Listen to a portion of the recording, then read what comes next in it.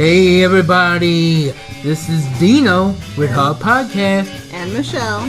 I almost cut you off. That's okay. We just want to let you know that you can find us at gangalley.com. Like a gang in an alley. Gang alley. .com. We're on iHeartRadio, Podbean, Spotify, Podcast Addict, Pocket Cast, Breaker, Double Pod, Apple, and we have a YouTube channel for supplemental material. But what do we normally talk about? Oh gosh, everything, honestly. Yep. We touch on whatever's poignant that week. Yeah. We wrap it into movies, TV, pop culture, whoever's ticking us off. Ticking me off, Social media toxicity. But we always have one important message. The most important message. Be decent to each other. So check us out. Our podcast. Peace.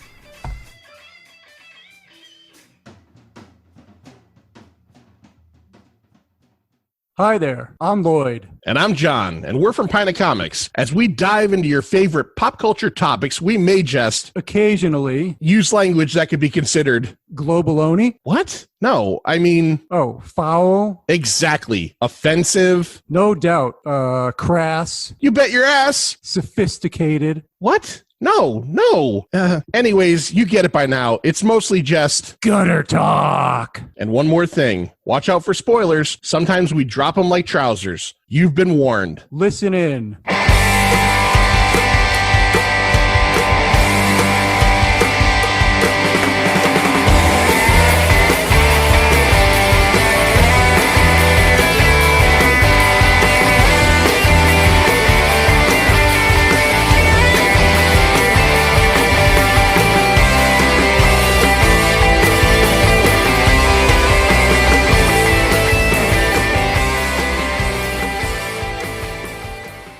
Some films are destined to be known as pure trash, whether through bad critical reviews, poor audience scores, or even troubled productions. These films live with the brand of being terrible. We here at The Pint know that all of these films cannot be as bad as reputed. Some are actually just so-so, while others are actually pretty good. Our mission? Watch these films and determine if they deserve their legacy of awfulness and report our findings back to you. This is Trash, Tolerable, or Treasure. There may be hundreds of skulls at Akator. Whoever finds them will control the greatest natural force the world has ever known. Power over the mind of men. Be careful. You might get exactly what you wish for. I usually do.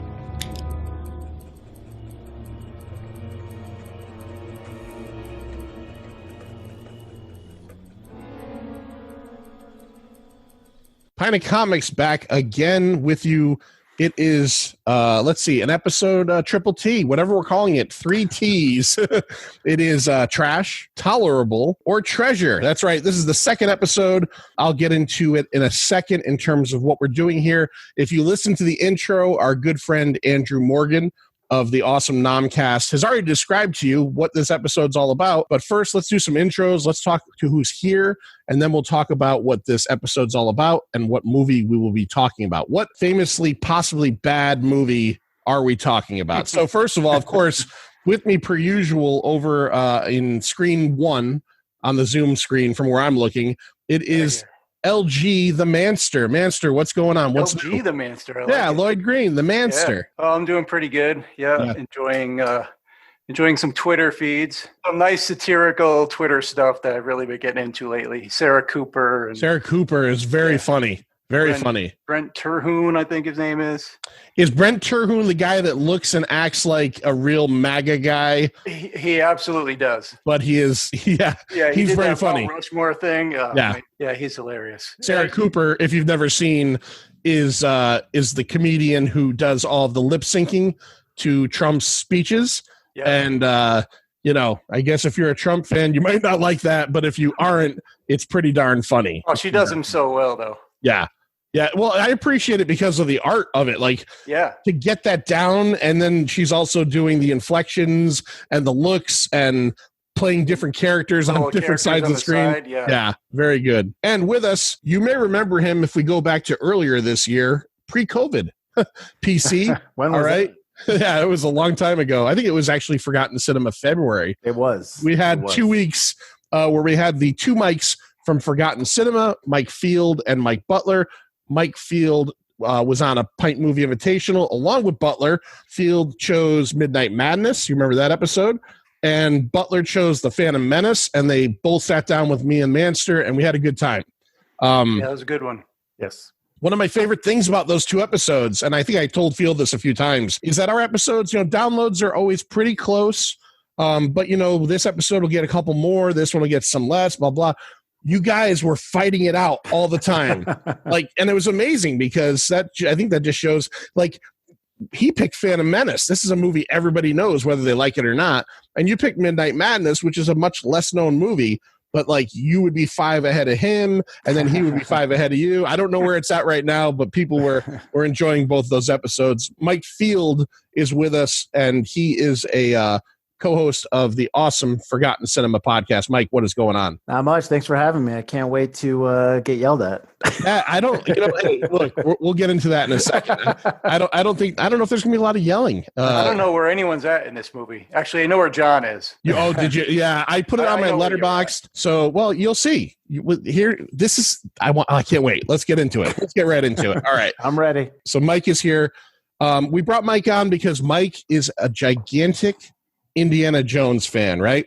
He has said, I am. There we go. Right behind him. My wife did that. Right as nice. Very nice. Right above the nice sound matting that he put up. Like and that? I think it's actually in Forgotten Cinema colors too. It is purple. Yeah. Yeah. So Mike is a huge Indiana Jones fan. Through talking, I think he had told me at one point that Raiders is his favorite movie of all time, or right up there, right? Yeah. Yeah, absolutely. Obviously, we're not here to talk about Raiders. Again, the 3 T's. We're here to talk about a film that through who knows what, box office woes, general word of mouth, audience reaction, is considered a bad movie, right? And I want to put this right out there to start because I never really thought of it in this context. So the title of these episodes is Trash, which means, is this movie truly trash? This is how we're going to vote at the end of the show, each one of us individually. Do we think this movie gets the trash reputation it deserves? Is it tolerable? Is this actually not that bad of a movie, just not something great?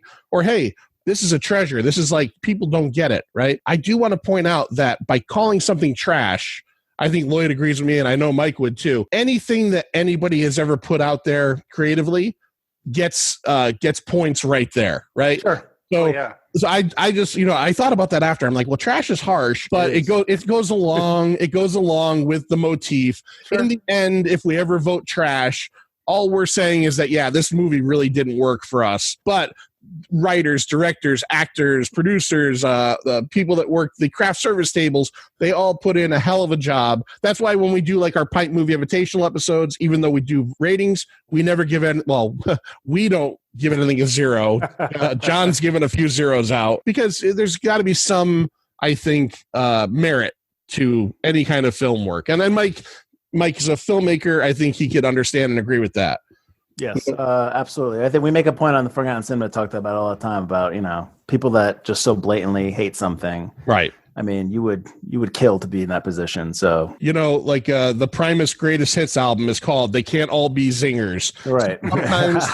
Sometimes, and this is Steven Spielberg we're talking about, right? How many movies has this guy made that has a bad reputation or bad word of mouth? Not very many. So we're going to get into the way we're going to do this is we're going to get into a little bit of the history of the film. Before we do. Yeah. Oh, yes. Right. Already we're already off the rails. We are off the rails. Because this guy's so excited to get into this. I know. Lloyd, we did this with I think, who did we do this with? Mike Simonetta? We have a new thing we have going on. We did it with Andy. Right. That's right. So we have a new thing we have going on where Lloyd is going to talk to you for a second, Mike, and ask you, 5 different questions. We're going to gauge your personality. Think of this almost, if you've ever seen Blade Runner, this is like the Voight-Kampff test. We're trying to determine whether you're a replicant or not. So Do Lloyd, I have to be stoic and not show any emotion when I answer? yes. No. Here's the only criteria. You can answer however you want. You can just give me a one-word answer, or you can elaborate, whatever you want, whatever you feel. Put yourself out there. All right, let's do it. All right. So the first question: Cool Ranch or nacho cheese? Oh wow.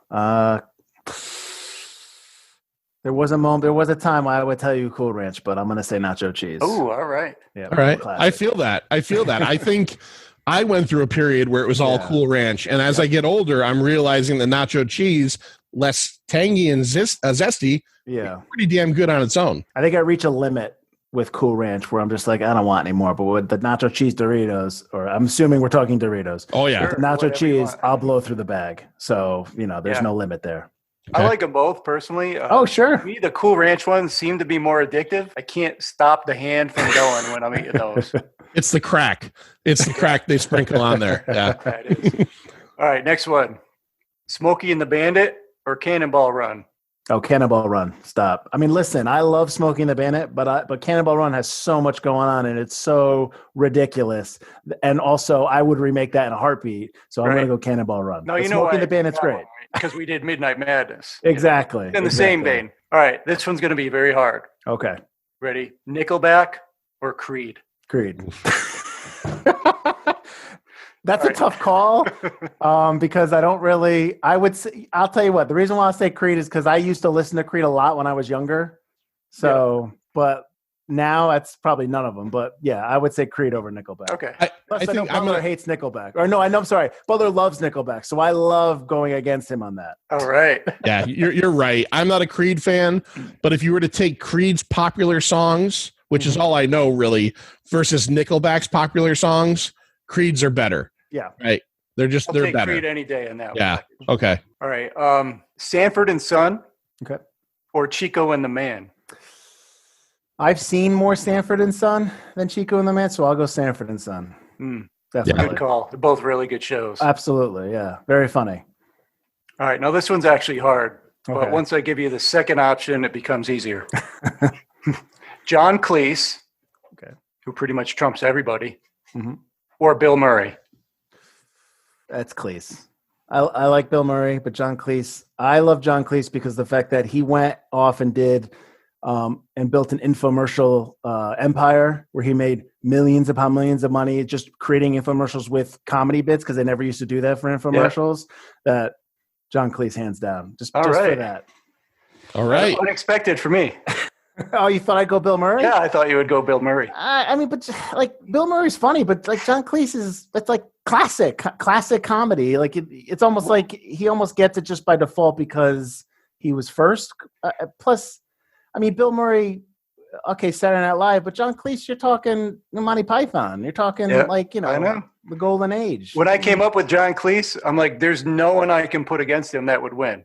Except unless you put somebody within Monty I Python. Yeah. Bill Murray. Yeah. Yeah, maybe if you had put another Python in there, if you put like Michael Palin or something, there's different strengths, Eric Idle, but all right. Well, Master, that was good. For the second episode we decided to do this, I ran over you and forgot we were going to do that. So next time, just give me a signal. Just give me like a timeout and I will stop talking. All right. All right. So on May 22nd of 2008, Indiana Jones and the Kingdom of the Crystal Skull was released out there into the world. Now, we are going to discuss a little bit of the background history of the movie, some of the production stuff. We're going to talk. We don't always talk like Rotten Tomatoes, but I think on this, it kind of works into it. So we're going to talk Rotten Tomatoes, casting. We're going to talk the box office numbers. And then we're going to go around in a little bit and talk about our likes and dislikes. That's right, Butler, or not Butler. That's right, Field. Whoa, if I was Butler, it'd be like this. That's how short he is. That's right, Field. You have to have some dislikes for this one too. So I want to see what you can come up with, and then at the end we're going to rate it with the TT or T. Sure. So I guess first thing I want to ask before we start getting into the particulars of the film is go back to 2008, and why don't we start with Field? Where were you at in terms of excitement levels? Even though you were a huge fan, were you up there?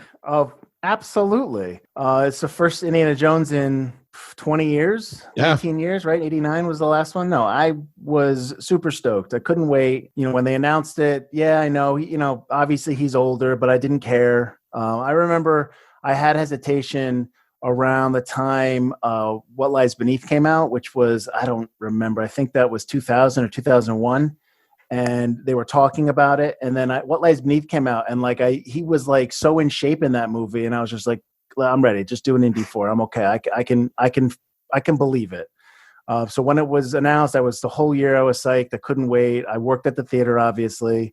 So I knew that I was going to get to see it early, which I did. I think I either watched it the Thursday before, or I might have watched it on my own the Saturday morning after it came out, because I can't remember. But I watched it by myself with my wife was there, my parents were there, I think a couple friends were there, and we just watched it. But I was super excited for it. All right, so your levels were high. Of course. Me personally, I was thinking about this because I remember the summer of 2008, and even though I was a huge Indiana Jones fan, I don't think I had the same level of can't wait, because I think either the trailer had kind of turned me off, and the other factor that I think really worked into that summer was, to me, that was the summer of The Dark Knight. And that was all I could think about movie-wise. And I think, so May 22nd is when Indy came out. Dark Knight was in early June or in late June. I think all of my movie-going attention was on Dark Knight. And I went and saw Indy in the theaters. I went by myself because my wife didn't care. And I was off like on a, I don't know, I didn't go the first weekend. I think I went like the weekend after, like on a Tuesday or something. And admittedly, I left the theater disappointed, but we'll get into that for a second. So, Lloyd, was this, now again, you're less of an Indy fan. Was this on your radar? Was this something you went and took the wife out on a date night, or was this something you had not seen at any point? In the summer of 2008, my wife was pregnant with my last child. We did go see the Batman movie. This was not on my radar at all. I could care less. Oof. I'm Those sorry. are fighting words for I'm Felix. sorry. That's Like you said, the Indiana Jones franchise, I really just don't have any sort of special affinity for. Yeah. Well, we did a Pint Movie Invitational not too long ago with our friend from Ghosts of the Stratosphere, Andy Larson, and we did Raiders of the Lost Ark. And you made it pretty clear on that episode that there wasn't that much of an attachment, which is fine. It's just so weird for me because that's one of those movies that I think in my head, I'm like, every guy in America, like of a certain age range, like just it's loves. So many people's favorite movie. Yeah. So darn right. yeah, we got one here. All right. So let's discuss real quick, Lloyd. I'm going to jump to you, but I want to explain the tomato meter, right? How this Rotten Tomatoes thing works. The tomato meter works based on, and I never knew this until recently because I never paid attention to this stuff. If 59% or below of critics' reviews are not positive, it's certified, it's rotten. You get that green splat. Right. If 60% or above is positive, that's when it's considered a fresh tomato, right? And then there's something called certified fresh, which is they bestow on certain movies that get, I think, up to like 75% and above. So, Lloyd, real quick, what did this thing score? I know the answer, and it honestly blew my fucking mind. Blew your mind. Yeah. This here is certified fresh. 78%. 70, getting a double thumbs up over there. 78% of critical reviews, which up to the point that I am assuming they stopped tallying critical reviews. Audience reviews are forever because someone watches this tomorrow, reviews it somewhere, they're going to add it to it if they, if they're part of that program. But critical reviews ended, I'm sure, in 2008 or 2009. There was 254 critical reviews for this movie.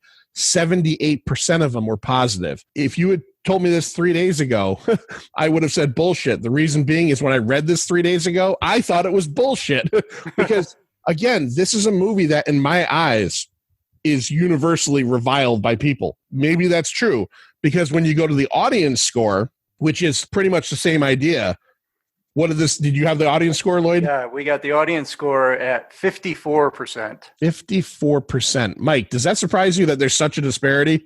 No, because we talked about this with Phantom Menace. We talked about how Phantom Menace was the beginning of toxic fandom. I absolutely believe that people hated it for a lot of reasons, which we'll get into, but I think that has a lot to do with it. People's expectations, people, what they wanted out of it, not realizing that they're older now and are coming at it in a different way. But we'll get to all that. No, it doesn't surprise me. Okay. All right. I wanted to get where you were sitting with this thing. Lloyd, why don't we do box office? Why don't we talk about what this thing did and what else had come out around, or whatever stats you have there? Sure thing. All right. So the opening weekend, $100 million. $100 million. Right. Number one that weekend. So I'm going to give you the top 5 that weekend. Number 5, Speed Racer. Oof. It's actually not that bad. I don't hate that movie. I oof because that movie is way too long. It is, but it is way too long. Very stylish. It looks cool. Yeah. I think it's Very got a bad rep. That movie too. Yeah. There's no other way to do that movie the way it's done. Number 4, What Happens in Vegas. 9 million, that one. Speed Racer, 3.9 million. I don't even know what that is. Me neither. That doesn't. That doesn't. I'm like, I have no idea. You'll know number 3. Okay. Number 3, Iron Man. Oh, what's that? 20.4 million. Still going strong, I say. Yeah. Number 2, The Chronicles of Narnia, Prince Caspian. At 22.8 million. I got as far as this none. thing just blew everything else out of the water. Yeah, and this thing. I know what happens in Vegas is. What's that? What is That's it? the Cameron Diaz, Ashton Kutcher movie. Yeah. Enough, Mike. Thank you. Enough. Maybe you'll be lucky enough. I'll be out. maybe on the next audience choice season of Forgotten Cinema. Yeah. That'll be a 10-minute episode. And this movie, I wanted to point out, by the way, Indiana Jones and the Kingdom of the Crystal Skull was budgeted at $185 million. So. Yes. Just to give you some idea, and we're bringing up the box office on this because I think it's important, because seeing what a movie's competition is, it doesn't change anybody's mind artistically, but like in terms of like this was better than that, but it gives you an idea of what it was going up against and what might have caused some of if it was a movie that did poorly, what could have caused it. This obviously did not have to worry about that. It sounds like a premise of a podcast I'm on. I'm not sure what it's called. But yeah, no, absolutely. You're absolutely right. All right, Lloyd, what do you got? The U.S. box office for this movie of 2008 was $317 million. Worldwide, it did $790.6 million. It was the highest of the franchise, not adjusted for inflation, but just the highest number of the franchise. So I'm going to give you the top 10 of that year, 2008. Number 10, Horton Hears a Who. Jeez. It's a rough year. That, John? No. I saw that movie in the theater. Yeah. No kids. I have kids. Number 9, Quantum of Solace. The not good one. Yeah. The not good one. Yeah. 165 mil. Number 8, another not good, Twilight. I've never seen it. I saw Twilight. So years ago, quick fact, years ago, my wife had read the first book, and my wife likes a lot of those YA novels. She read the first book after the movie had come out, and she said, I'm not reading the rest. This is not for me. And this was when Twilight was the biggest thing in the world. Whenever something is that big, your curiosity does get you. So the movie came out, we were getting Netflix mailers, and I said, let's get that movie. Holy shit. And I'm not saying this to be the macho guy. I'm not saying that. It really is not a good movie. It really is a terrible story. It really is. It ends like the big conflict at the end is a baseball game that the vampires have. It's so no. I've never read it or seen the movie. Yeah. Terrible. It's the scene when he's when she's like figuring out what he is, and he's like, "Don't look at me, I'm ugly," and it's like he's like diamond skinned, and he's like cut. I'm like, "You're what?" Yeah, it's garbage. It's garbage. So bad. All right, Lloyd, I'm sorry. What's the next one? All right, we got three more animated films coming up. That Madagascar, Escape to Africa, then Kung Fu Panda, then a good one, Wall-E. I like Kung Fu Panda, but Wally's great. Can I tell you a Wall-E story real quick? Yeah. So me and my wife actually, this is kind of very weird. My buddy's kid, Sebastian, who graduated high school yesterday, we took him to see Wall-E in 2008. So he was like 6 years old. First movie theater experience ever. We took him to the Wallingford Theater. Now we go in. Wall-E is maybe my favorite Pixar movie, and that thing messed me up. I cried through that movie like a little girl. I kept it like cool, but like everything. He touches her hand, lights up. He falls in love with her. I'm crying through this whole movie. So at the end of the movie ends, and my wife's looking at me like, you got to freshen up. I take tissues and I kind of wipe my eyes a little bit and get up and, grab Sebastian's between us, grab his hand. We're starting to walk out of the theater. I look a row behind me, right? Now, nobody knows that this isn't me and my wife's kid. I look a row behind me, and there's a guy, his kid, and his wife, and he's probably my age or a little younger, and he's sitting there, and he's obviously been crying. Oh, you lost it again. No, we looked at each other, nodded, and we just went on our own way. And I told my wife, I'm like, I had a moment with a dad in there. And she's like, what are you talking about? I told her the whole thing. And I'm like, we both understood. Like, It's okay, man. You go home and you think about Wall-E.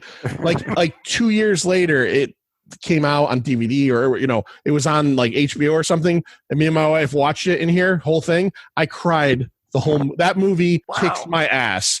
It's so well done. It's so beautiful. It's a love story for the ages. So, okay, Lloyd, I'm sorry. It's a great movie. It's no Twilight. No, it ain't no Twilight. Number 4 is no Wall-E. But you might have some mixed feelings about this. Hancock. I like parts of Hancock. Yeah. I don't. It's not a complete film, but I like parts of it. Yeah, totally agree. Now, number 3 and number 2, I don't know. I got different information. So, Indiana Jones, Kingdom of the Crystal Skull, and Iron Man.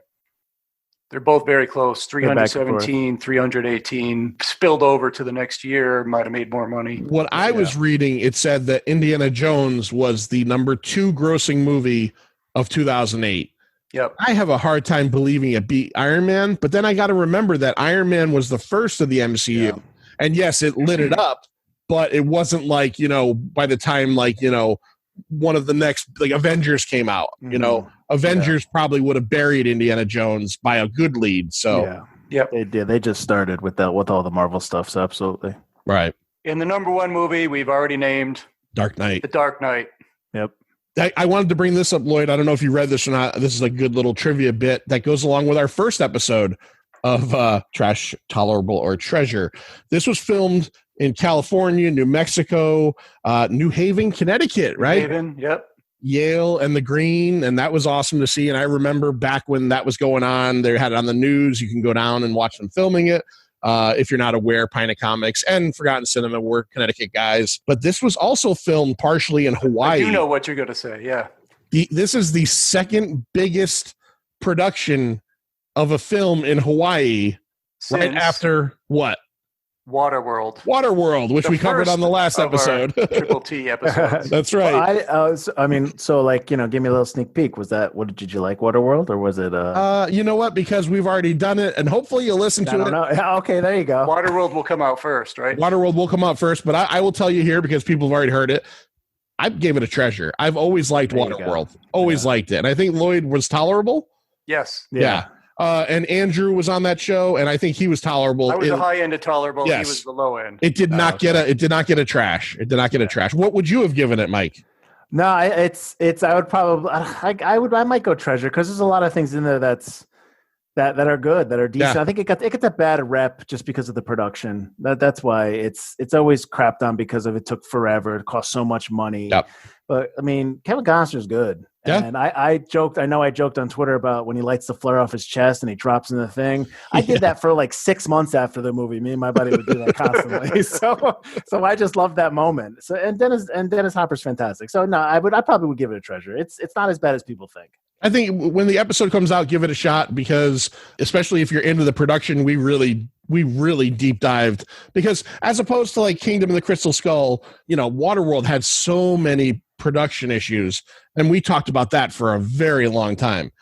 This one isn't well known for production issues. There's a few things here and there, too many writers to get to the point that they got to, in my opinion, but it's more about the reaction with this movie. Right. This movie is mostly about the reaction. Mm-hmm. So I guess just a quick, we want to do a bumper sticker real quick. We're not going to get too far into the plot of the movie, but essentially it is 1957. What year was Last Crusade, Field? Do you remember?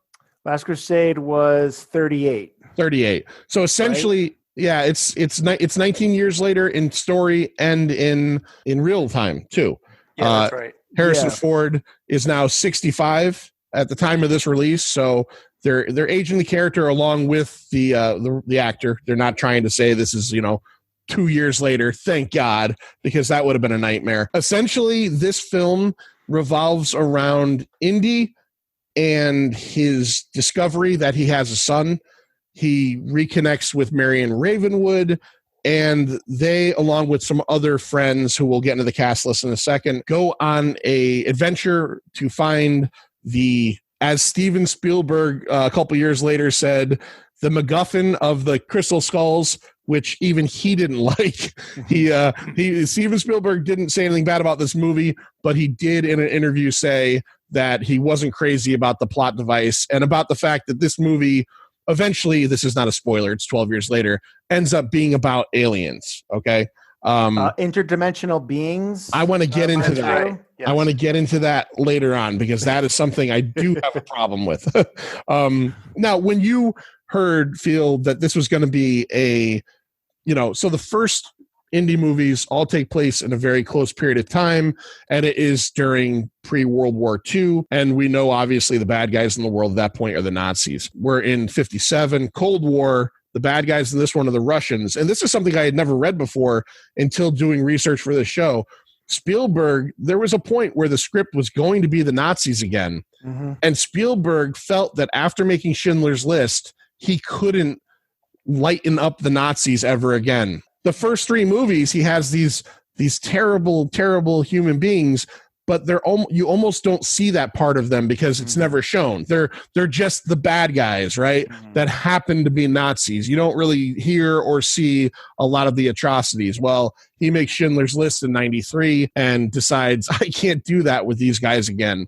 They're, and he knew that before, but now it was just too much for him. How did you feel when you heard, before that this was going to be about interdimensional beings? I was fine with that. I thought you were going to ask it with the Russians. I was fine with that. This is my thing with when people were like, oh, aliens, oh, ridiculous, or interdimensional. No one was saying interdimensional beings 12 years ago. They were saying aliens. How could you, that's so ridiculous. How could you believe that? And my thing was the first one and the third one deal with God. And you've never seen God, and you've never seen aliens. So why is it different? Why does that have to be a difference? It's about believing in two different things. Not that I'm comparing the two. I'm just saying you have to have a belief in one in order to believe that the cup of Christ will heal his father for some unknown reason. You have to believe that. Why can't you believe that these aliens or interdimensional beings came down and did what they did? So that's how I would always argue with people. Mind you, any argument I had with people, I would always say, listen, I am biased, so I will like the movie. It's okay if you don't like it. I'm just letting you know that I'm not trying to win an argument. I'm just saying, I'm for discussion's sake. That's always what I would say. All right. I didn't have a problem with it. I'll tell you something right here and now. I did not know the plot of this movie. I did not know the so-called twist. I've never seen it before last week. I did not mind the alien stuff at all. Wow, that's amazing that it wasn't spoiled for you. That's awesome. Nope. That is good. Yeah. And the other thing, this movie is Lucas's whole point about making it aliens. It's supposed to be like a 1950s serialized television show. Yeah, like a sci-fi. Right. And that's always the quote unquote bad guy or quote unquote a character in those type of stories. So why wouldn't you put it in this type of story? whether Spielberg didn't like it or not, I understand that. But Right. I didn't bring that up as an argument in terms of against this movie. I brought it up because I thought it was interesting. There was also a whole thing a few years after where Shia LaBeouf gave an interview and said that he felt that he had kind of blown it, and that he kind of said in the interview, I didn't write down the language, but he kind of said that he felt that he thought Steven Spielberg knew he blew it. And Harrison Ford, upon being interviewed about that, said that he thought LaBeouf was a fucking moron for saying that. You don't ever bring your director down. Yeah. But again, when you come out with, the thing that you have to remember about this movie is that amongst fandom, and not to this level, not to the level where Crystal Skull lies amongst fandom, Temple of Doom was pretty much like the not liked Indiana Jones movie for a long time for a lot of people. Mm-hmm. I never had a problem with it because I was 9. I saw Temple of Doom in the theaters. I probably truly loved that more before I really loved Raiders, because Raiders I was too young to see in the theaters. I saw it on DVD, and Temple of Doom is bright and shiny, or it's a dark movie, but it's got a lot of colors. It's got all this crazy stuff in it. That was the one that drew me in. If you were to say to me right now, think of like an iconic Indiana Jones scene from any of the movies, I go right to the rope bridge where he's cutting the bridge, and giving them the look, and they're grabbing onto the ropes. That to me, and that's from Temple of Doom. Up until this point, Temple of Doom had kind of gotten the ire of a lot of indie fans. And then this comes out and really, it really pisses people off. So yeah, we're going to get more into that. Lloyd, why don't you go through the cast? We'll talk about who's in this thing. We know at least one person. Well, we definitely know about Harrison Ford as Indiana Jones. Yeah. He was 64 years old when they filmed it. He would spend 3 hours a day in the gym. He performed many of his own stunts. He was in fantastic shape, just like Mike said there. I hope I could look like that when I'm 64. Absolutely. Yeah. You also got to smoke a lot of weed. So yeah. Yeah. And the great thing about Ford in this movie, especially now that it's hindsight, because that was 12 years ago, is seeing him in Force Awakens and Blade Runner 2049, 2 movies where I felt like he phoned it in. He did not phone this in.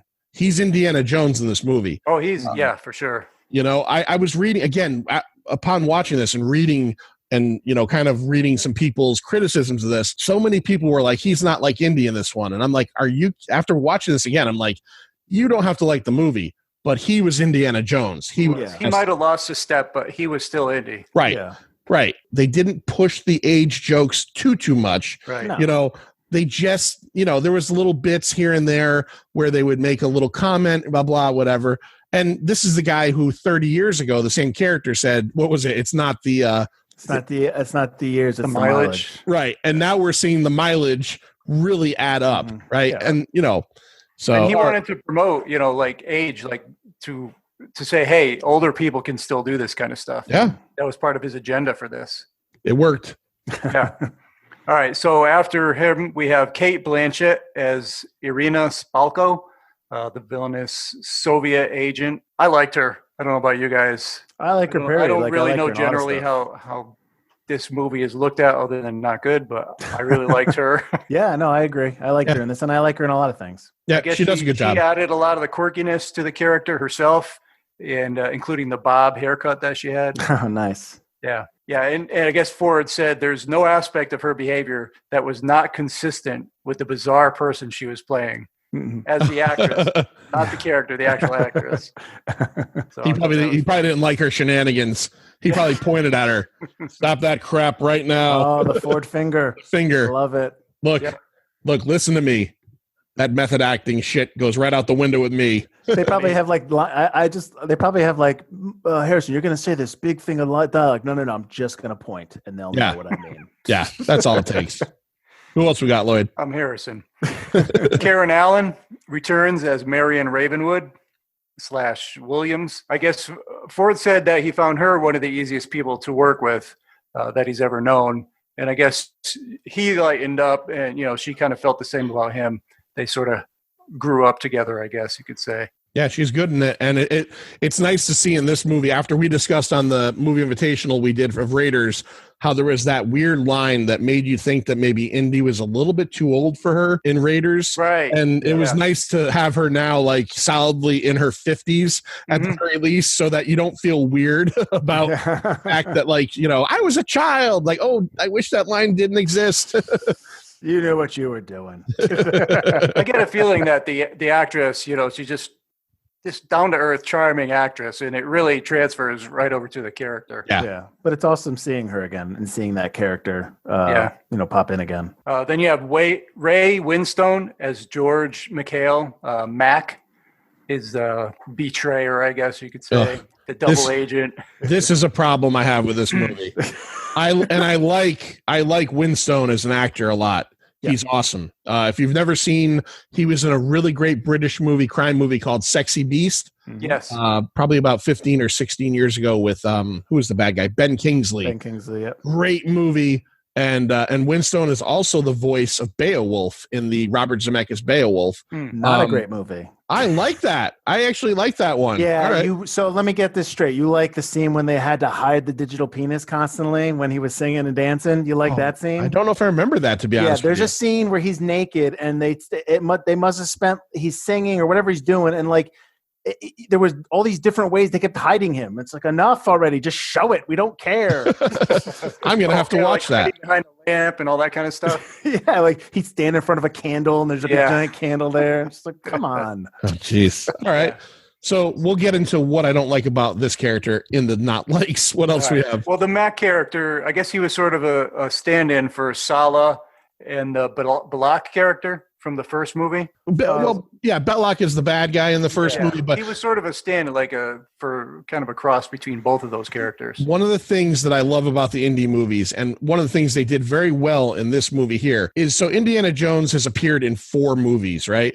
And there was a television show, which, you know, most people don't really know much about. They do a great job of introducing characters into the movie that you don't have to know anything other than Indy knows them, and there might be a line of dialogue that tells you how, but then it's accepted, right? So we haven't seen Indy in 19 years in story time. So this guy, Winstone's character, is someone that he hooked up with during World War II. And they've known each other for 15, 16 years, and they fought together and they've been friends. And right from the first scene of the movie, even though you've never seen this character before, you feel the connection between the two of them. They did it before with Short Round. They did it very well with, with like Marcus Brody, and these characters that even the Dean in this one, Jim Broadbent. Obviously Marcus Brody has passed away. Denholm Elliott has passed away in real life, and they kill the character off, and they bring in this other character who is essentially a stand-in, his own character. But again, you don't have to know the history. You just know that he's in Indy's life. I like the way they do that a lot. Yeah. I mean, I think that's a testament to, not that I want to keep tooting his horn, but that's a testament to Spielberg and his storytelling technique, and just, how he can, like I always say, he's a great storyteller and he knows how to do it. So I think that's a testament to that. That's a note. One of what you just said there was in one of my likes list. The way they're able to do that and bring in a new character and kind of fill in the archetype of the old character. All right, so moving on, we have John Hurt as Oxley or Ox, Mutt's surrogate father and Indy's old friend. So 6 months prior to the film, he goes insane, I guess, looking for the crystal skull, and then he returns it to Akatar. That's his whole deal. When they found him, I thought it was pretty good. I like seeing John Hurt quite a bit. That was an aspect of the film that I hated the first time I saw it, was his character, because I have a hard time in film or in comics or in shows with a character that is like essentially insane and makes no sense. I have a hard time with those characters, even if they're going to come out of it. They speak in tongues and they're not making sense. It wears on me. But I will say that I enjoyed it much more this time. I think maybe age, I don't know, something's mellowed me a little bit. I think I just enjoyed John Hurt. Yeah, and John Hurt is great. Yeah, it's great. And I'll just briefly say Jim Broadbent as Dean Charles Danforth. You already just talked about him. And finally, Shia LaBeouf as Mutt Williams, the young motorcycle riding greaser, indie sidekick, and eventually his son, Shia LaBeouf.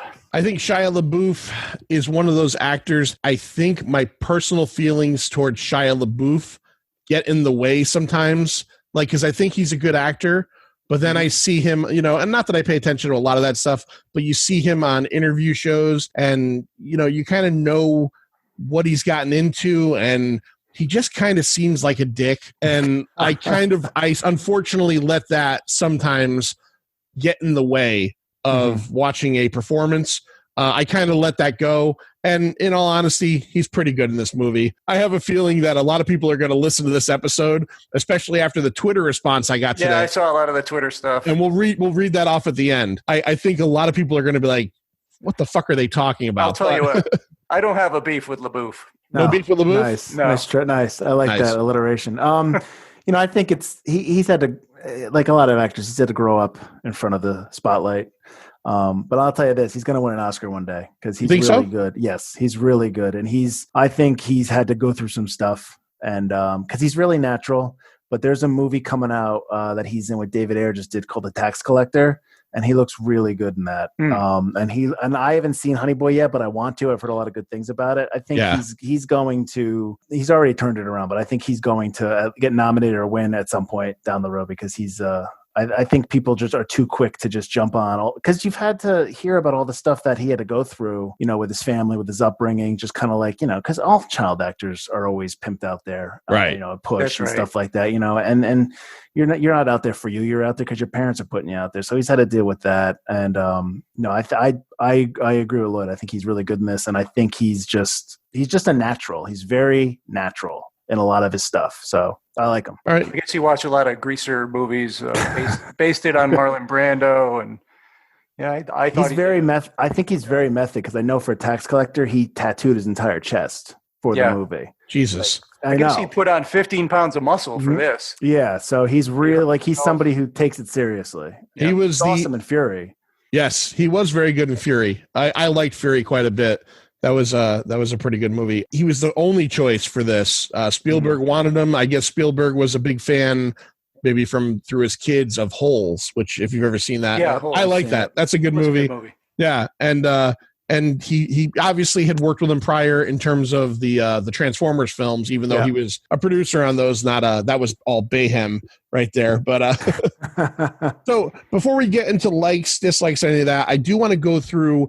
Again, there isn't like any kind of like massive production issues with this, but I do want to talk about the writing process a little bit and who we had involved, because I think that kind of, in the end, whether I say what I think about this movie, one thing I can say is that, and I like a lot of movies, from reading the history of the script and how many people were involved, to me, it doesn't equate to what we ended up getting. I think if the more hands in there, definitely didn't help it out. Originally, this was obviously directed by Spielberg.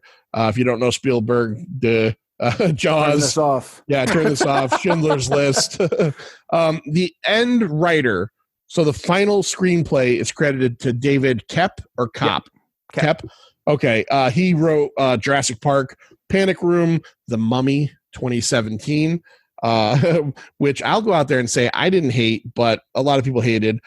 Angels and Demons, and he also directed Secret Window, the Johnny Depp movie, the Stephen King adaptation, and a movie that I randomly watched on IMDb TV like a month ago, starring Joseph Gordon-Levitt, called Premium Rush, about bike messengers in New York City, and it really wasn't super bad. It was actually kind of an enjoyable movie. We have done 2 of his movies for Forgotten Cinema. Which ones? Stir of Echoes, which he wrote and directed, and we did Ghost Town, which he wrote and directed. If you should check out his first movie, The Trigger Effect, because I think we're about to do that. But that movie it takes place, and it starts off. Every scene leads into the next scene, and every action leads to another action, and that goes throughout the entire movie. Okay. So something happens, it affects someone else, and it goes on, and it follows like 5 or 6 different people. Is that Elizabeth Shue? Yeah. The it's trigger a blackout. effect. Yes. Yeah, I've heard of that. Yeah. Okay, I will check that out. Absolutely. So Kep gets final writing credit on this thing, but he is not who started this. So in 1993, Lucas. So Kep is the screenwriter. George Lucas and a guy named Jeff Nathanson. Yeah. Get the story credit on this one. All right. But this all started in 93 when Jeb Stewart was hired to write the first couple of drafts. He wrote Die Hard, Lock Up with Stallone, Leviathan, which is my favorite of the two terrible 1989 underwater monster movies, the other one being Deep Star 6. So he got it started. And then Jeffrey Boehm, who wrote Inner Space, Lost Boys, and he wrote The Last Crusade, took over and worked on it for a while. He did 3 versions of it up until his last version was done in 1996. In the late 90s, hired but never produced a script, I guess, from what I read, M. Night Shyamalan. Mm-hmm. So M. Night Shyamalan was hired, but he was intimidated by the whole thing. And the article I read didn't say whether he ever handed a script or quit or was fired, but he essentially added nothing to it. I'm out. Yeah. After Shyamalan comes probably the most famous contributor to the whole thing, Frank Darabont, who, Lloyd, you know Frank Darabont, right? Oh, yeah. Yeah. A lot of Stephen King stuff. Yeah. A lot of Stephen King stuff. Walking Dead, other stuff I can't think of. Shawshank, Green Mile. Shawshank, yeah, of course. The Blob remake from '88 that everybody forgets about. So in May 2002, he wrote a screenplay. Now, Lucas had from the very beginning had the idea of aliens and or interdimensional beings in mind, and Darabont had fashioned a script based on that. His script actually had a title. The title was Indiana Jones and the Lost City of the Gods. That was the one that he wrote, and that was what he had handed in. Spielberg loved this script. Lucas did not. So Lucas essentially takes it, starts writing notes over it, and I'm assuming it didn't say how, but Darabont, I'm assuming, left. Jeff Nathanson in 2004 took over and added a lot of the elements that ended up being in the movie. That's why Good or the bad? Well, it didn't really say so much what he added, but it did say, one thing it did say was that the original idea was for Indy to have a daughter. That was Nathanson's idea. Yeah, and they changed that. They changed it too much like Jurassic World. Exactly. They didn't want to add a daughter character again like they did to Malcolm in Jurassic World. You know what else Jeff Nathanson has written, right? Yes, I do. Yes, I do. He is famous. Well, what is it, Lloyd? Speed 2. Speed 2, Cruise Control. Yeah. That had the cow in that. I like that. Also, Catch Me If You Can. Great movie. Yes. Yep. Pirates of the Caribbean, Dead Man Can't Jump. Which one's that? The second one? Dead Man Can't Jump. Oh, I'm sorry. Dead Men Don't Wear Plaid. Dead Men Don't Tell Tales. Oh, that's the one. That was the last one. Third one? Yeah, okay. The fifth. That's another franchise I Jeez. could care less about. First 3 are awesome. I got as far as the 4th, which was terrible, and I've never seen Dead Men Don't Wear Plaid because I hated the 4th one. So yeah. Now Nathanson gets credit for having one of the 2 worst script titles. Right, one of his script titles was Indiana Jones and the Atomic Ants. Nice. Right? That is like he should be that. That's terrible. That's terrible. So in the end, David Kep takes over, gets final screenplay credit. His 2, he gets maybe the worst, and this was real. This was something he really wanted to title it. The first one's not bad. Indiana Jones and the Destroyer of Worlds, which is a line in the movie. Mm-hmm. It was credited to Oppenheimer, who created the atomic bomb, and I think Kate Blanchett's character says that in the movie. Not really fitting though. Yeah, but that's not a bad title. The title that he wanted to, Mike, do you know this one? No. Indiana Jones and the Son of Indiana Jones. Yeah. Stick to writing. No, Yeah. I'm just kidding. Because of the It gives away the surprise. Yeah. True. Because of the secrecy in this movie, there were actually 5 fake titles. Now, so these were ones that were just drafts of screenplays. there was 5 fake titles registered with the MPAA when they were about to produce this movie to throw people off, because this was like, heavy internet time and stuff. So the ones they registered were Indiana Jones and the Quest for the Covenant, Indiana Jones and the Lost City of Gold, Indiana Jones and the City of Gods, which is one of the ones we mentioned, Indiana Jones and the Destroyer of Worlds, which we mentioned, and Indiana Jones and the Fourth Corner of Earth. And as bad as people might think Kingdom you of forgot Crystal one. Skulls, what? Indiana Jones and the Courtesy Flush. Yeah. I think that was the number 6. That was number 6. So we've kind of talked a lot about, some of the writing and who's in this movie, and generally the fact that this thing has kind of a bad word of mouth going about it. This is part of the reason it's on the show, is that people will generally say Kingdom of the Crystal Skull and start to tear up and pretend that their childhood has been ruined. So I think now's the point where I want to go around first, and I want to talk about things we liked particularly this movie. We'll go just around. We'll each do one. We'll conversate about it. Go around. We'll do that a few times, and then I don't care, Field. We're gonna go and do some dislikes as well. So Lloyd, why don't you start off with just something from this film that you actually liked quite a bit? Just one thing or a couple things? Do one. I'll go. Right. Field will go. We'll go around. Easily enough. Older Harrison Ford can still deliver. Yeah. Yep. Absolutely. And I don't. You can't dispute that. Nope. 65. And if the next one, part 5, comes out in 2022 as planned, he'll be 79. I'm not as confident about that one. And Steven Spielberg, I didn't realize this, is not directing that one. No, I have the level of excitement that I had for the 4th one. I have 0 for this one. Really? Oh, So you're okay. like me on the last one. No, it's his franchise, and the fact that James Mangold's going to do it. I'm sorry. I know probably everyone in the world loves Logan. I do not.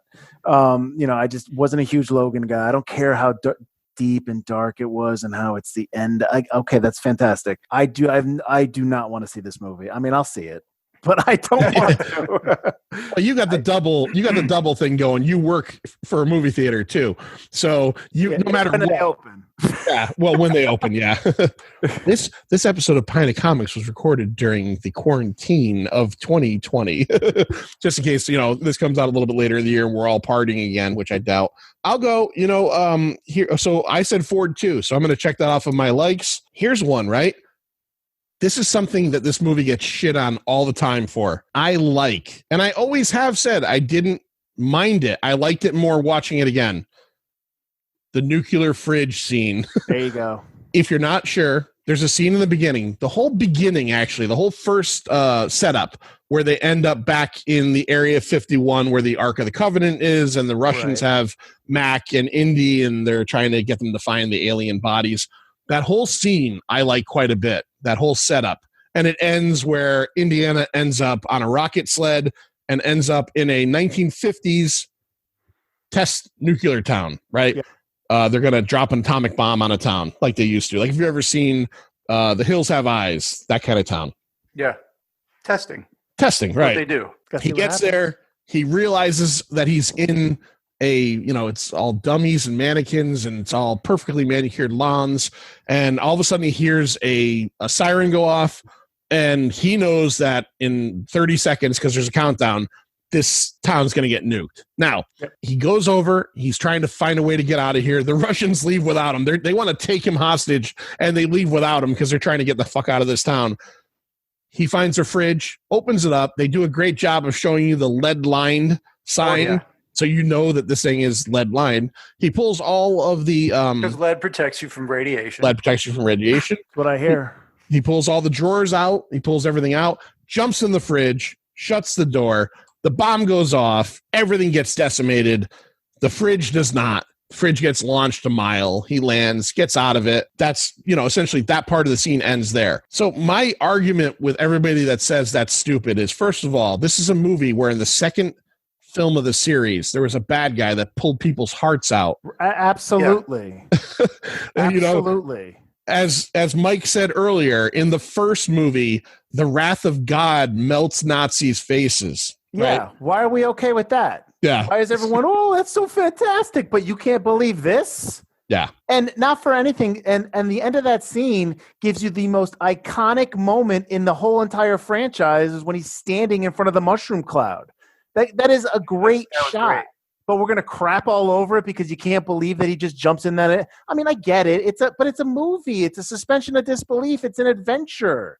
Right. The whole franchise is about the suspension of disbelief. Exactly. And we can get into all that later. I mean, I don't know if you want. I could do now, but like, go ahead. Exactly. Well, my thing is that we all watch these movies. The people that hate these movies grew up with these movies. They watch these movies when they were younger. They have different. You watch movies differently back then. You experience them differently. And the other thing with Crystal Skull is that right now, after the last maybe 15, 20 years, you watch a movie like you said it yourself. Dark Knight came out that year. You watch a movie. What's next weekend? Okay, what's the weekend after that? Okay, I got to go see this. I got to go see this. Every weekend has a giant tentpole movie that comes out, and you go from one movie to the other without ever really digesting what you watched. I watched Raiders and Temple of Doom and Last Crusade at least 30 times. At least 30 times over the course of all these years when it's on HBO, it's on TNT, it's, hey, let's watch Raiders. There was a moment where I would put in Raiders, and I was like, well, I have to watch the next two. I have to finish this. Yeah. I can't not just watch one. But that's what happens. So nobody rewatches Crystal Skull. They watched it once, they made an opinion, and they move on. They don't ever bother to experience it again when, as you experienced all the other ones. So when we talked about doing this episode, I know that it was a while ago. And so I started just watching it. I would just put it on when I was doing something on the computer, or just have it on. So I watched it at least 5, 10 times. Just had it on. Now, I wasn't maybe watching every single scene, but I wanted to experience it like I experienced all the first three. Right. So I think there's a level of perspective and a level of just how you experience these movies that has changed, that I think people are just unwilling to either consider. Like, listen, you don't like the movie, you don't like the movie. That's fine. I get that. But going back to your comment about all the people on Twitter and they're hating on it and just like that, it's like, that's a little too much. This movie wasn't made by, I've seen a movie where the guys just redid Raiders in their kitchen. I've seen that movie. They just like these guys did a low budget movie where they were in their kitchen doing Raiders of the Lost Ark, and it is awful. It is awful. But that's what people treat this movie like it's that, and it's just I don't understand that. So you're kind of saying that people, even fans, treat Crystal Skull like it's fan fiction almost. I think I think they're older. I think like I said, they experience movies differently now. They go from one big movie to the next. When Marvel's out, you have all these different Marvel movies you got to go to. You got to like this movie, this big movie, this big movie, this big movie. There's no, like, I had a laugh when they were talking about Tenet, and Warner Brothers is like, we're going to change our style with marketing for Tenet because of the pandemic, that it's going to be a longer marketing campaign. It's going to be out for months in the theaters. It's like, oh wow, shocker! Like, you mean like how they used to do it? Like, right. You're not doing anything new. You've done this already. Don't act like that's something new. Well, plus they're also factoring to the fact that there's no movies coming out right now. Well, they're never going to make their money back regardless, but I hear you. Right. That's all. I just think there is a quickness to just have a first reaction and then move on from it and never go back to visit it. Never try to understand. I don't know. Maybe I'm just going down a tangent. That's just because I enjoy movies so much. You know what I mean? They're not for everybody like I do. Like, I watch movies. I've watched movies where I didn't like them in the theaters that as much as then I watch them again. Like Baby Driver was a movie like that for me, where I watched Baby Driver in the theater and I was like, yeah, it's okay. But then I would catch it again on HBO and I was just like, well, I really like this movie. And right. Sometimes it changes, but I think people just have one quick reaction and they move on. That's unfortunate, but I agree with you. That nuke the fridge, I don't have a problem with that because I love that moment at the end, and that's part of it. Yeah. And another scene I wanted to just bring up again that I really liked a lot, and it was a nice heartstring moment, was during the motorcycle chase at Marshall College, Yale, where the bad guys, the Russians, run into Marcus Brody's statue. Yeah. And so they hit the statue and the head falls off of the statue and crashes through the windshield. And some of the students are laughing. And, obviously the Russians are butthurt over it. And I think Shia LaBeouf's character is on the bike and he's smiling. And that scene where they show Indy's face, where he's having that moment of, that was my friend. And like, honestly, as goofy as it might sound, that was one of the best moments in all 4 of the movies, was just this moment of sadness, and you felt everything in that scene. Like a moment of recognition. A moment of total recognition. Yeah. The scene a little earlier in the movie where he makes a comment to Jim Broadbent's character, and there's a picture of Sean Connery and a picture of Denholm Elliott, and he makes a comment about how they're both gone. That was good, but didn't pack the punch that scene with the statue packed for me in one look. And there was a couple scenes like that in it. So, Mike, what was something you particularly really love about Crystal Skull? The dialogue. I really enjoy. There's just a couple things that pop out when they're at Akator, and he shoots the whatever those dudes that came out that were protecting the gravesite. And Mutt's like, "You're a teacher," and he's like, "Part-time," and he's like standing up there with the gun. I love that scene. Somebody reverse blows the dart. Yeah. Which, I mean, since I just did a movie, we just did a movie for Forgotten Cinema. We did Young Sherlock Holmes. Do you guys remember that movie? Yeah. I have not seen that in a long time. So in that movie, he does that. Nicholas Rowe plays. He blows the dart back in the girl's face. That's trying to get him. And I remember somebody came out to him and complained about the scene in Indy where they were like, well, why would they do that? How could you do that? How could you do it? It's like, you're acting like as if this is 1957. You're acting like this, and we're in a country that's not really that much civilized. You're acting like these guys are fashioning these polished, thorns, and they're making these in the woods or wherever they are. They're sharp on both ends. Let's be honest. If I had a sharp on one end dart in a blowgun, and even if the other end wasn't sharp, but someone blew it into my throat, that's going to put me down no matter what. Absolutely. So, that's just someone looking to fight. At that point, you just got yourself a Crystal Skull hater. They're looking to fight. But the dialogue, I like the moment where he's talking to Mutt in the beginning, and he's like, "Oh, I don't want to go to school. It's not my thing." And he's like, "Oh, if it's not your thing, it's not your thing." But then they go back to when he finds out it's his son. Right. He's like, "You're going back to school." Yeah. That's a father moment, which is good. And that's another moment that goes to Indy. He's becoming his dad, even towards the end when he says, your grandfather. Yeah, that's on my list too.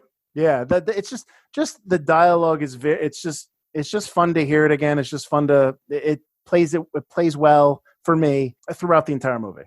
All right. Even when they first fight, when Marion and him first meet, and they're arguing, and he's like, same old, like stuff like that. Like that stuff is funny. Yeah, the moment where she comes out of the tent and goes right past Indy to hug Mutt, and he's like standing there like, what happened? It was like, that was great.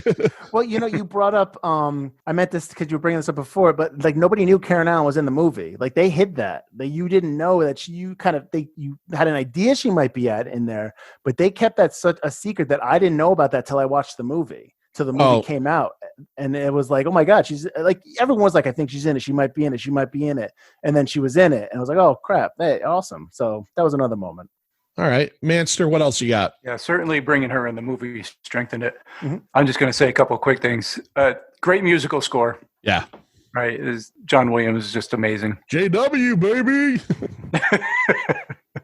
I really liked in the diner when he called them bricks. See those two bricks over there? The Russian guys start coming, and then they start the fight. And then you got the greasers on one side and the jocks on the other side, and the whole thing starts up. Mm-hmm. Really like that. I don't know. It's just clever. No, it's nice. I like that. And the whole thing with so they called it, what was it? What did they call that place again?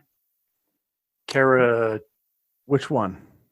The place, El Dorado. Oh, right. Right. It's called El Dorado, but they said it had another name, Caratoca or something like that. I think the Aztec word was something different. I was just reading. I get these little books from time to time, mysteries of the unknown and theories and all this kind of stuff I like to read. And I was just reading one last week, and two of the things that I was reading showed up in this movie. One of them being the city of El Dorado, and the other one being the Nazca Lines. Oh, okay. Both played a part in this movie, and it just made me feel smarter because I already knew what they were talking about. There you go. There you go. That's always good. For my next thing, I'll just talk about a couple things, I guess, to give a little perspective. A couple things that I disliked about this movie the first time I saw it. Now, I saw this movie fully once before the other day. I saw it in the theaters, was mad at it, didn't like it. Bought it on DVD when it came out with the express feeling of being a completionist. Never watched it. Probably 3 years after it came out, I came home from work on a Sunday night, and it was the Sci-Fi Channel movie of the night. I watched the first half and then fell out of it and was like, so I felt originally that the first half of this movie was pretty strong. I always said that. And then once they get to the jungle, it totally, for me, fell apart. I changed my mind about that. I now see more good stuff in the second half. I still do think that it's a little clunkily put together for me in certain bits. Like the pacing kind of is off, but I enjoyed much more in the second half this time. I thought originally that whole ending forest battle between the Jeeps and the clearing machines, whatever you want to call them, the giant saw machines, and the sword fights and everything, I hated that. I liked that a lot this time. I thought it was really well done, except for one part that we'll talk about in the dislikes. And yes, it is the part everybody hates, and it still does suck and should not be in this movie. But so there was a lot in that second half. I remember always thinking that the very end, when they get into the actual temple with the crystal, this is a part I have a problem with, but the crystal skull aliens, the interdimensional beings, the hive mind. Yeah, the hive mind. I always felt that was a little iffy. I like it more now. Still have a little bit of issue with it. So I guess I'm trying to say is that there was a lot of things that I disliked upon first watch that now seeing it years later, I just realized like, no, it's actually pretty good. I do kind of dislike the fact that like the forest scenes comparatively to the other three indie movies feels more setty to me than actual locale. And there's a little bit of that in this movie throughout the whole thing, where the other movies felt a little bit more like actual locale, and this one feels like maybe a little bit more set and or green screen. And I don't know the depth on that. Maybe I'm wrong, but there's a bit of that in there for me. I think they did a lot of special. I think the reason why there's a lot, probably maybe a lot more CGI looking stuff, is that he didn't want to leave the country to shoot this. I think he wanted to stay close to his family, so that's why everything's shot in America or Hawaii. But I read there's 450 CGI. Yeah. I think he had people go off and do like because I think that scene you're talking about where they're sword fighting and the empty spaces, I think that is created. But honestly, I mean, you kind of have to at some point, because he's got the camera going in there, zooming in, coming around them. There's no way you're doing that shot without faking it. But I hear you. Yeah, I thought that the CGI, like the mushroom cloud, was great. There were certain bits of it that I thought were great. Oh, I know one of the big ones that I hated the first time and I actually liked this time was the ants. The ants were better. The first time I saw it, I think it was the shock of never seeing CGI in an indie movie, and it just kind of took over, and I thought that whole ant scene sucked. I hated it. And this time I thought, well, that was actually pretty well done. The CGI at the very end, when they end up again with the hive mind, some of the crystal bones, when you kind of look at them a little bit, I don't know, it was a little wonky to me. What else? Give us one more thing that you really feel solidly with this movie about. Because I could just say everything. I'm looking at my notes. All right, so the college chase scene in the fight, that whole action, the fact that the stuff in the college I liked when they start to fight, as Lloyd was saying, in the diner. And then they go off and they have the bike scene where he is pulled from the bike and then he's pulled into the car, and then he gets on the other side of the car, goes onto the bike, all that stuff. I enjoy the scene, just the fact that the opening, the fridge scene always overshadows people's hatred for that scene, always overshadows. And you brought it up, John, was the opening. The fact that you're in the very warehouse that you saw at the end of Raiders, and because I remember at the end of that movie, you're just like, oh my God, it's being put away. You're never going to see it again, and you get to see it again. You get a quick glimpse, yeah. And then they toss in that musical beat from the first movie from Raiders. You hear that, and you hear that again in Last Crusade when he wipes off the brick, and he's like the Ark of the Covenant, and she's like, "Are you sure?" And he's like, "Pretty sure." Yeah, that stuff. And you hear the music again. That's awesome. I enjoyed the action in the movie. I thought it was well done. I know, even though there was some mix of CGI, I know everyone hates the scene that we'll talk about later, and that's fine. But the action I thought was exciting, and it felt like an Indiana Jones movie. Let me put it that way. And before everyone comes at me, not you guys, before everyone else comes at me about how it's not as good as the other movies, it's like Raiders of the Lost Ark is considered one of the greatest action adventure movies of all time, arguably the greatest adventure movies. Let me put that way: greatest adventure movies of all time, and it does not have an action beat in the last 20 minutes of the movie. So I don't understand why that people give that a pass, but we're not going to give a pass where this had some pretty big action moments in the movie. Right. I'm talking about Crystal Skull. I like Mike. Mike's very logical. He comes at things from a very logical way. I'm more heart. He's logical. I like hearing someone thinking things out. You're right. Raiders, the last 20 minutes. I don't mean this in a bad way, but if you were to say action wise, it's boring as fuck. It's good, but nothing happens from essentially the fight on the airstrip to the end of the movie. Right. Well, yeah, there's a huge chunk of action in there, like 15 to 20 minutes nonstop. Right. When he's put into the Well of Souls, and then he has to get out and he chases them down. That action is fantastic. But until he swims to the U-boat, and thank God the U-boat doesn't go under. Yeah. And he goes to the island so they can perform the what does he say?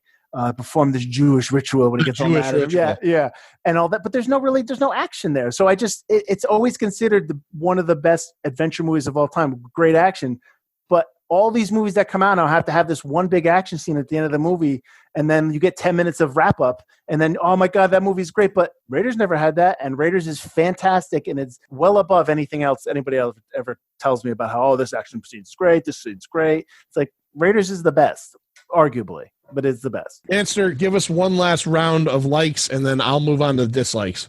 One last round of likes. I don't know that this is so much a like, but I kind of got a kick out of it. After they go over 3 massive waterfalls, right? Ox is holding the skull. He never lets go. They start going down that spiral staircase that disappears. He drops 10 feet, and he lets go of the fucking skull. Yeah. Yeah. I got a kick out of that. That was good. All right. How the hell does he make it over 3 waterfalls? That's kind of a dislike, but that's okay. That's all right. All right. So I'll go through my dislikes real quick because there are some. And even though we've talked fairly decently about this movie, I do have some issues. Dislike CGI. Again, I don't know if there was a need for it, but I'm not super mad at it. It wasn't terrible. I feel like I mentioned this a few minutes ago. The plot was a little muddied for me. Like just all the talk about what the skulls actually were, where, who's finding the skulls, why he has the skulls erasing memory. I could follow it, but it just seemed a little murky to me. The plot of the psychic warfare, like why they're trying to get the skulls. I get it, right? I get it. They're taking the same thing that they did in the first ones where Hitler was looking for these paranormal weapons. He's a nut on the subject.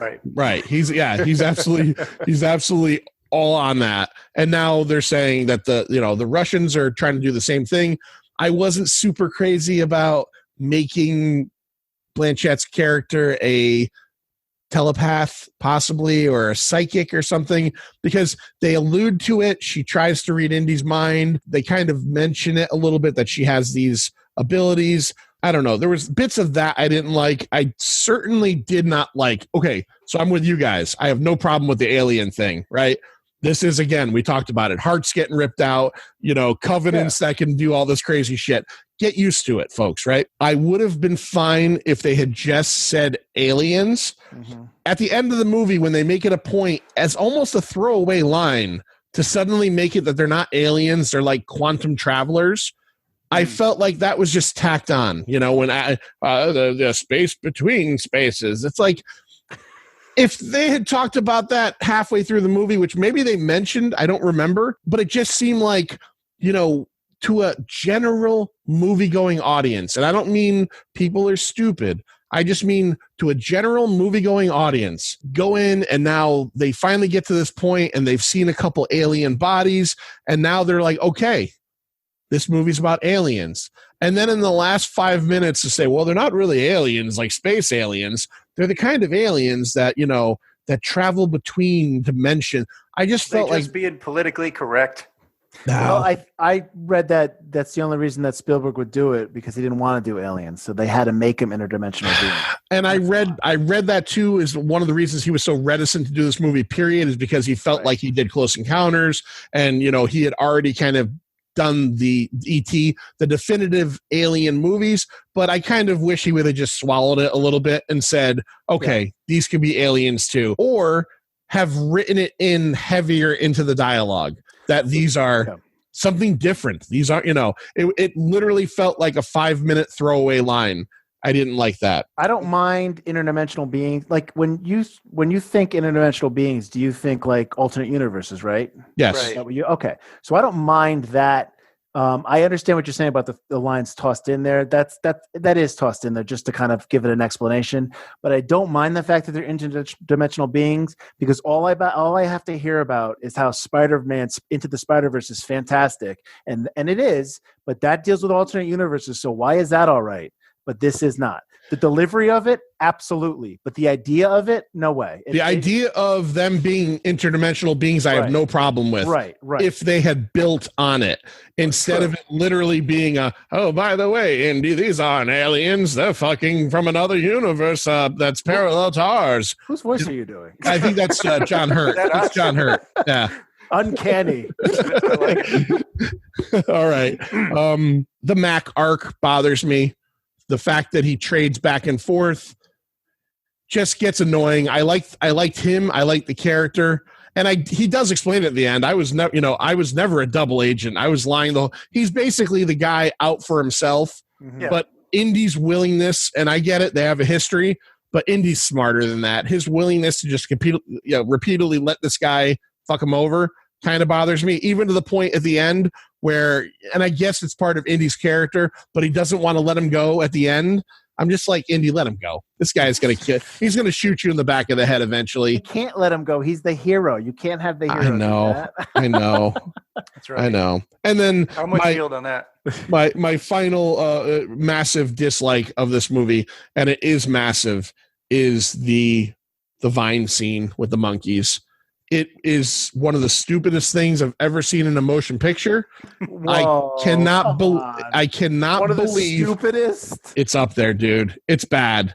I cannot believe that nobody came to their senses and said, like, to Spielberg, and like, we got to ditch that. We can't do it in a different way. We just have to ditch that. Like, let LaBeouf, they already made it that he was a motorcycle rider. Maybe have a bike on the back of one of the Russian vehicles. He hops on a dirt bike and meets up with them. But no, he fucking swings Tarzan style along with a bunch of, I don't know, what are those, capuchin monkeys or whatever, through the jungles of El Dorado or wherever they are. And it's just, it looks terrible. The only thing I could say about it, having not seen it in 12 years, is that it's so much shorter than I remembered. It's shorter than I remembered. I think I remember seeing it in the theaters and feeling like it was 40 minutes of the movie, and it wasn't ever going to stop. So I'm gonna respond to that.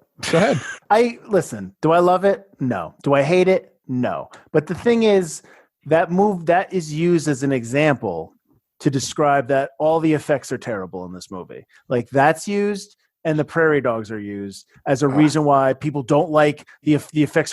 These effects are terrible in this movie, and those are the two examples they use. And while you may not like those scenes, the effects are not terrible in the movie just because of those two moments.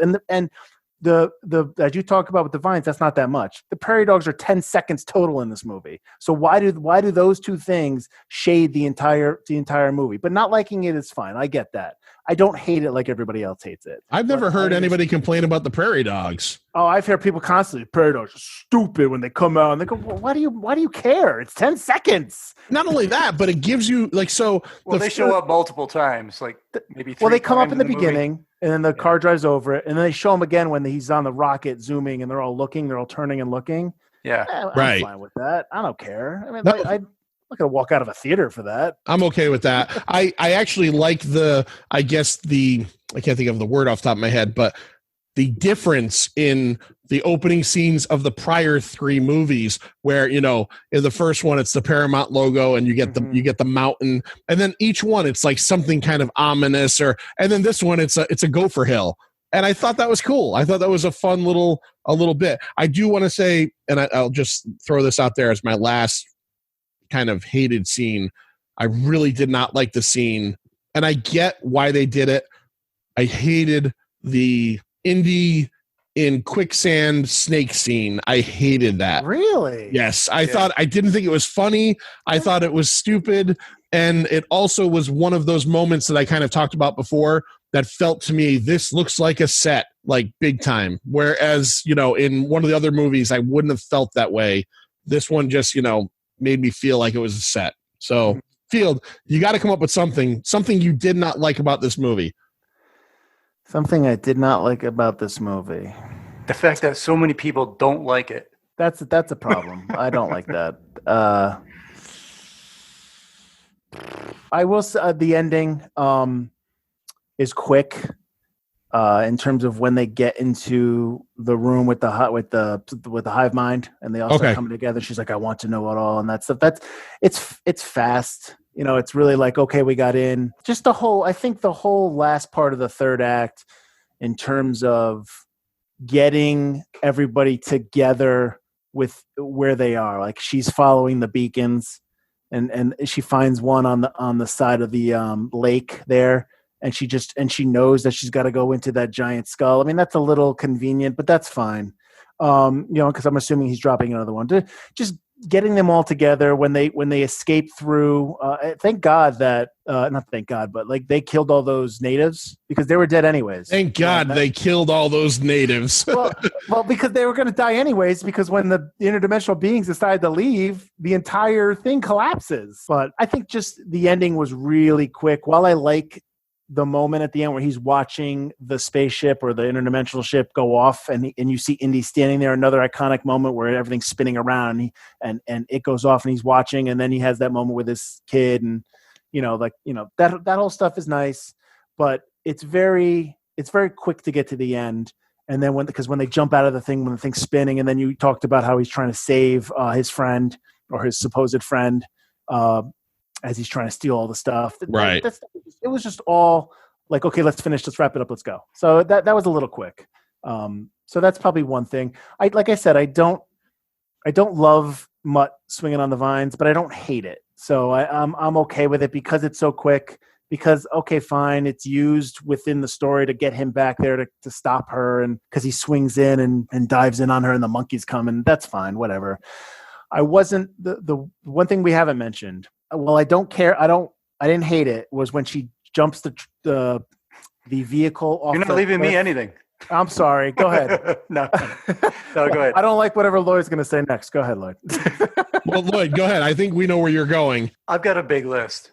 I'll go through quickly. Take them all. I'll go through quick. No, throughout the movie, the good guys and bad guys are all bulletproof. All the innocent bystanders are not. That's bullshit. I'm going to get to the magnetic power of the skull at the end. And I'm just going to lump everything else right into this. So from the part where they're in the sand pit to the part till they go over the waterfalls, almost everything in there is eye-rolling worthy, something that just sort of took me out of it. So obviously the snake pulling him out, all that stuff, the Tarzan vines, the monkeys, the riding right on the edge of the cliff without going over, with fucking people ramming you. There's no way you're not going over that cliff. You're not going over the cliff in an Indiana Jones movie. I know. But I could, one or two of these things, but these were all just one big, massive, one after another scene, and it's just too many eye-rolling moments for me. Yeah, driving. There's a part where they land in the ants, I believe. So Indy and Marion and those guys, they're in that MAV vehicle, and the Jeep comes over and lands right the fuck on top of them, and then just drives over them, and everybody's perfectly fine. I don't know, just shit like that. When it's one or two things, I'm okay with it. But when it's like 20 minutes straight of all those things, that really gets to me. So that I had a beef with. And the killing. A beef? La beef. La boof. Yeah, too much murder for me. They killed all those natives. And then in the beginning. It's the Russians. They're the bad guys. I know. I know. I'm just saying. They shouldn't be killing all those natives. It kind of made me feel sad. They were going to be dead anyways. Yeah. Interdimensional ship was going to fuck their day up. Thank you for bringing us all your trinkets, but we're out. So back to the magnetic power of the skull. It's all over the place.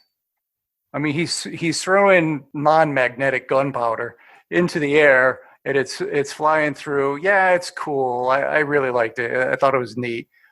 But things are flying, things are rolling across the floor. Once they take was it even a skull in there? What was in there? A body. Corpse, yeah. And then when they pull it out from behind that corpse, and I know gold coins are like sticking to it, and Shia LaBeouf's knife sticks to it, and they're just pulling it off like it's easy.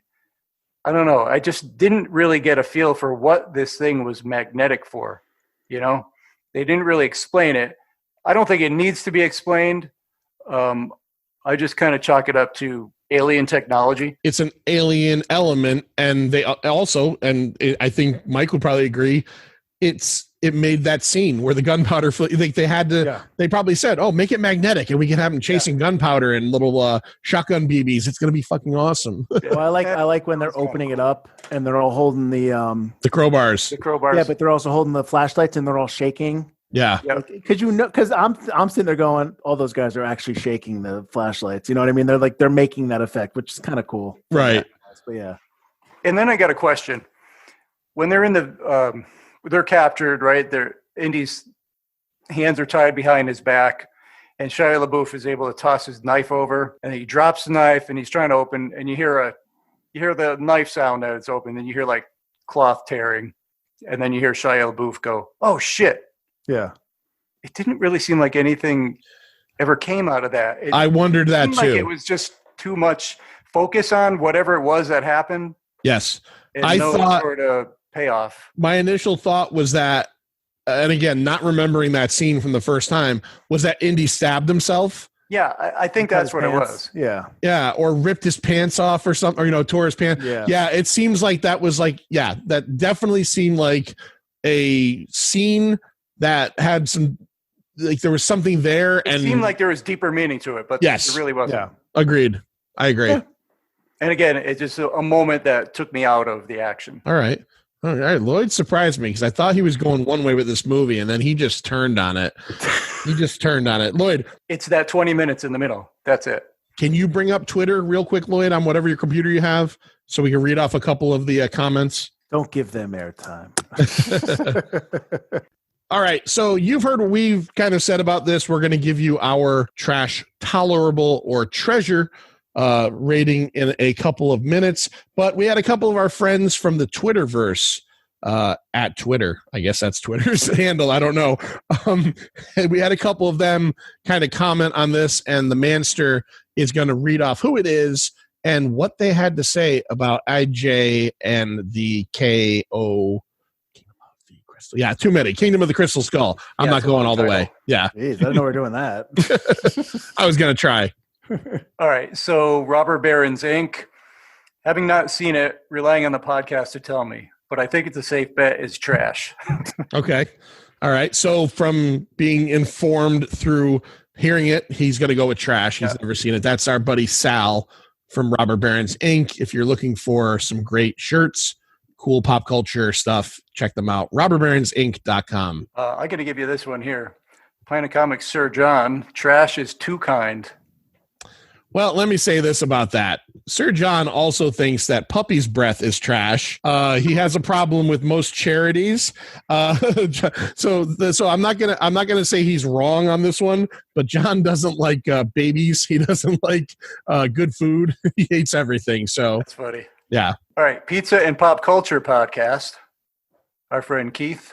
Yeah, he was not a fan of this. No. Nobody was a fan of this. I read them. He says, I think its biggest flaw is that Indy is now a more clumsy old man than badass. I don't agree with that. The fridge, the aliens, mutt, horrible green screen photography, stupid plot tropes and scenarios, mutt, weak performances, pretty much the entire thing. All right. I don't think he liked it. Hold on. I disagree with that. But I want to just throw something out there because I know the Die Hard franchise.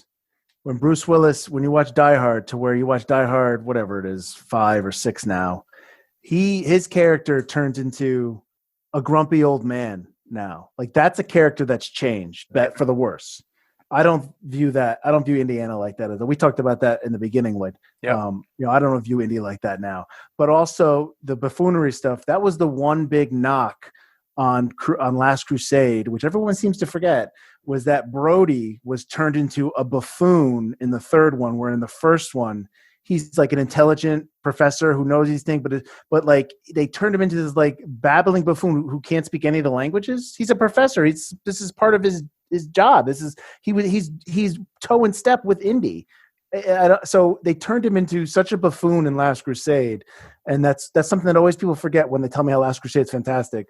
Field's really bringing it. I always felt the thing with Brody wasn't that he was a buffoon as much as he was out of his element. So yes, he is a brilliant architect and he's a brilliant professor, but he's not Indy. He's in the middle of this adventure. Sure, I get that. And I get that stuff when he's in the tank and he's like, oh, the pen is mighty, and sort of all that stuff. I get that. I'm talking when he's in the market in the beginning and he can't get one person to talk to him. Right. And he's acting like he's some tourist who just is dropped into France and doesn't know how to speak French. No way. All right. So if Field is going to defend Crystal Skull and start digging dirt on Last Crusade, I'm gonna that button here on Zoom where I can remove someone and they can't get back on. I'm gonna remove him. All right. All I'm saying that these movies, a lot of the stuff in the older movies are given a pass, but they're not given a pass to this one. I don't understand where's the balance? Where's the fair and balance? All right. Give us one more of our Twitter friends. What do they have to say? All right, one more. Fraser Campbell. I wouldn't go as far to say as it's a treasure, but I always thought the hate it got was way over the top. Some fun sequences, and seeing it again recently, LaBouffe is actually pretty decent. Sounds like the only proper cringe sequence for me is the motorbike in the library scene. I like that scene. I was surprised. That's our buddy Fraser Campbell. He is a comic book writer from Scotland. Yep. But I was surprised. I like that scene. He didn't mention the nuke the fridge or the swinging. He mentioned the bike scene that I didn't know anybody had a problem with. But all right. So now let's do our thing. I almost feel like I would normally leave the guest for last, but let's just go to Field. Field, is this movie to you treasure, or treasure? Which of the three would you pick? Well, as I said in the beginning, I am biased. I love the character. So even when I talk to people, and I'm sure people are going to be like, "You're so stupid," that's fine. I get it. I am absolutely biased. Just like the same Star Wars fanatics that love the prequels and can admit that they're not good. I feel the same way about this. So the kid in me is going to say it's a treasure. Now, okay. But if you're asking me if I wasn't this biased, I probably would still say tolerable. But to me, I'll always like this movie just because it was 19 years since I ever saw that character again, and I liked the character. I liked seeing it. I liked being told the story. Again, I'm not excited for the next one, but so the actual Mike Field, I'm not worried about kidding you or no. We're saying treasure. Treasure. Okay. Treasure. All right. We'll say treasure. I'm going to say treasure. I'll probably be the only person in America that'll say treasure, but yes. All right. I'm going to go next because I'm most excited to hear, because Lloyd really, with the dislikes, turned me around on how I thought he was going. So I'm going to go, and Lloyd kind of said earlier that Andrew on Waterworld was low end of tolerable, and I was treasure. You were high end of tolerable. I am going to go ahead and say for Indiana Jones and the Kingdom of the Crystal Skull. I am going to give this a tolerable, which if you had asked me 2 weeks ago, I would have said we're heading to Trashville.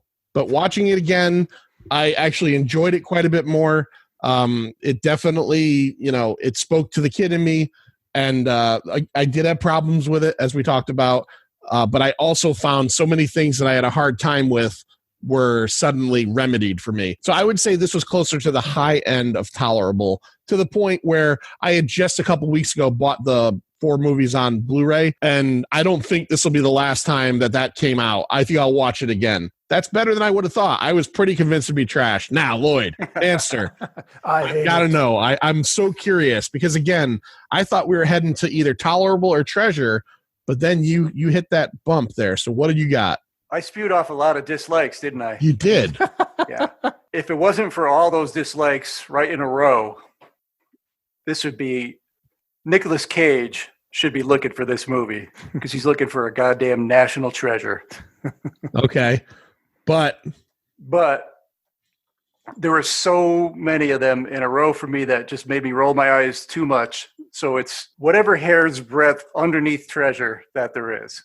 So you're on high end of tolerable. Yes. All right. Yeah, Look high at end that. of tolerable. This movie's not trash. It should. I mean, I get Yeah, it. it's You don't definitely like not it. That's trash. fine. It's the not best indie trash. movie I've seen in years.